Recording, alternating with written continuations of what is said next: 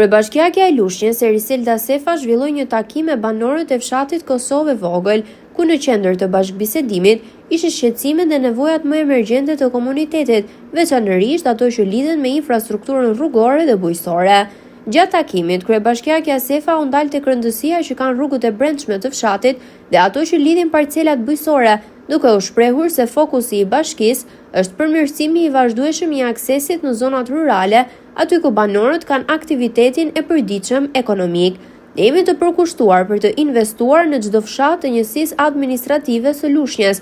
Mendja jonë shkon aty ku qytetarët kanë më shumë nevojë, në rrugët e lagjeve të parcelave, në ambientet e përbashkëta dhe në përmirësimin e cilësisë së jetës së përditshme. U shpreh kryebashkiakja gjatë bisedimit. Banorët e fshatit ngritën probleme konkrete, duke vlerësuar kështu hapësirën e krijuar për dialog të drejtë për drejtë me drejtuesen, ndërsa kërkuan mbështetje të vazhdueshme për infrastrukturën dhe shërbime publike.